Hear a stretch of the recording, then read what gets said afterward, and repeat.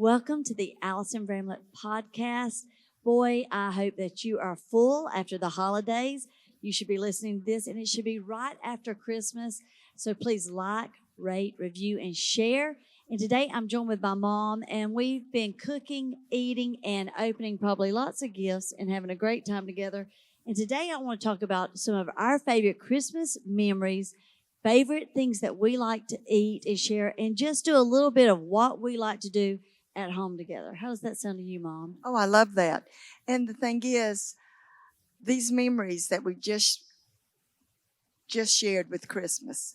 And over these last few weeks, we've had Thanksgiving. And at church, we're always having Christmas. We have a Christmas party all the time at our church that we at Covenant and our family and friends. I tell you, it's wonderful. And a lot of people feel the next day after Christmas a downer. Yeah.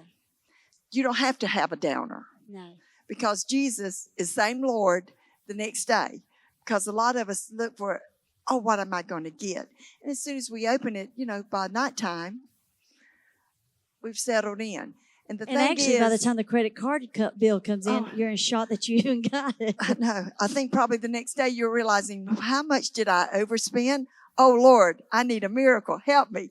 But the beautiful thing is that when you share like we do around the table, and we are so thankful at Christmas, and we share how we're thankful for, and that we think about and talk about the ones that we have an empty seat for, that somebody else is filling, but we know they're filling their seat in heaven.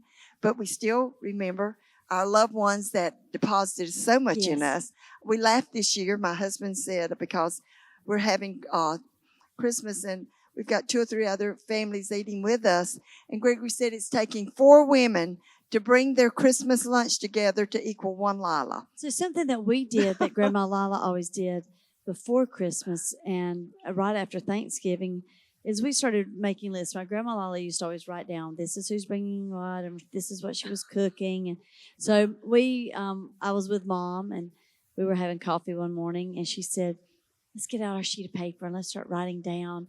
And Caitlin was there.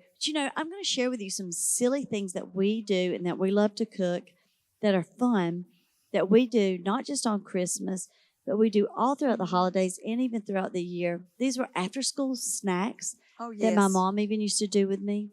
We used to take Ritz crackers, and we still do it. We still do it. Yes, we do it And my today. children and grandchildren do it. They love it. And so we just did this about 4 nights ago. And my mom, whenever, it's just a real sweet thing. Every Saturday night, she would get a Ritz cracker or a saltine cracker, and she would put peanut butter on it, and then stick a marshmallow on it, and broil it. And it was in the oven. It was just a delight. So we do this all the time now. I passed that on to Allison then, because Mother was living with us. She fixed it for all of us. So the other night, we fixed it with Kelly, because Kelly had never had it. I don't know how she missed it, but she had not. She was like, oh, my goodness. The grandchildren, I think we probably force-fed her this time, maybe. Yes, we were like, you have to try it now. You've got to try. And so this is just, we're all right now the last week thinking, okay, this is a tradition. Thank God Grandma Lila, her mama, Grandma Carrie, passed it on to her. She passed it on to me. I passed it to Allison. Allison's now passed it to Caitlin and them. And Angela's passed it on to Claire and Damon. So it's sweet how those little things, that does not cost much at all. No. And it takes about 5 minutes to prepare, about 20 of them. And it's the delicious. Little kids, we do the little mini marshmallows. They can decorate their own. You put it in. It takes about 45 seconds on broil. You get them out, let them cool. Now, don't put them on the first shelf. Put it on they the will second, catch fire. Because we did catch fire the other night. We thought we were that was even a few nights ago. Let me say this, Mom. You've made them more than just 4 nights ago. So yes, I have. we've made them.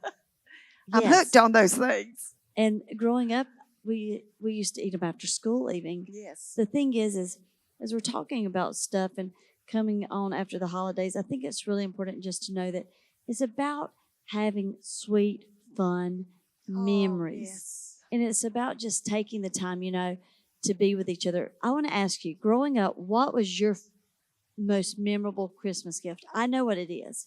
I actually think I know if you don't remember because I think I know what it was. Well, there was one year someone shared this. I was 12.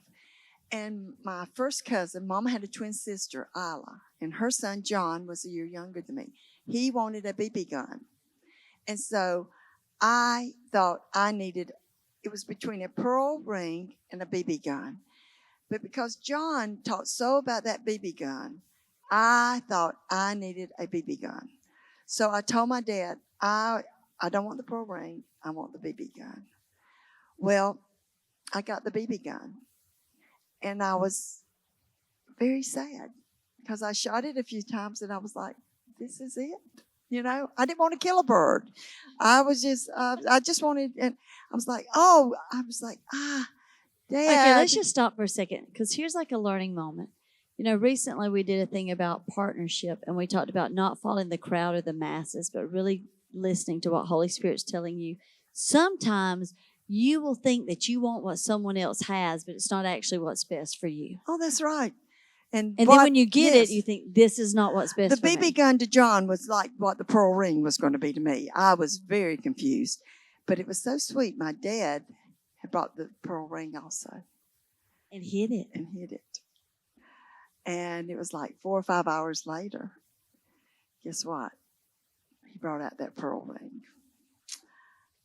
And oh my goodness, did he get lots of hugs and squeezes and I love you. And isn't that like the Lord? You know, the man in the parable says he saw a field. And there was a pearl there of great price. And he sold everything. Well, we can look at it as us going after the Lord. But really, the Lord saw us. And he went after us. He gave all of heaven for us. To come down to us. And it's just sweet. As we love on each other. As we touch each other. There's such healing in touch. You know, so as you sit around your family, just make sure you just reach over and just touch them and go, you know what?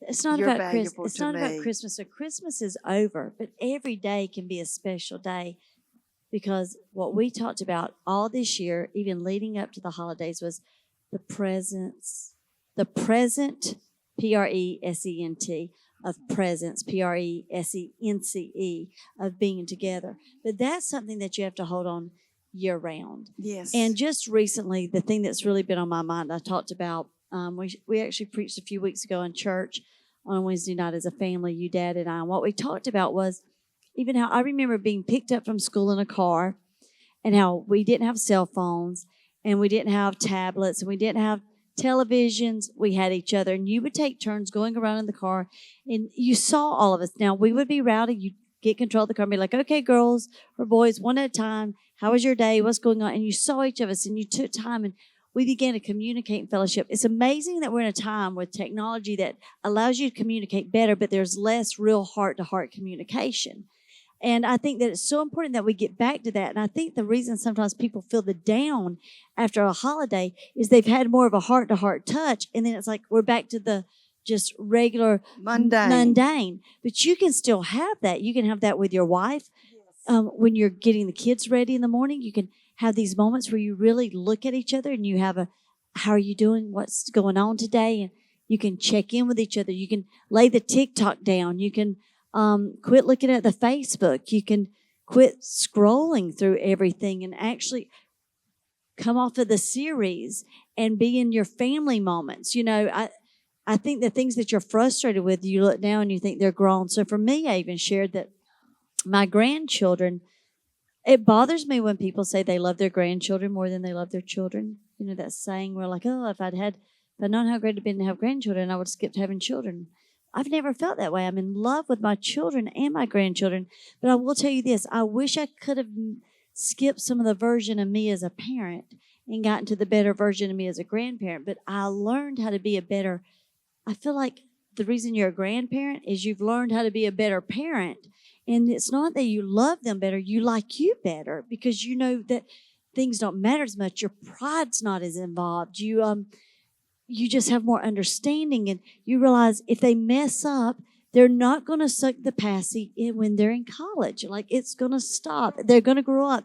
And I think the things that were so frustrating to me when they were younger, I can let go. So it's really me that changed, not anyone else. And so I really think God's doing that, but it's about me understanding it's about the relationships.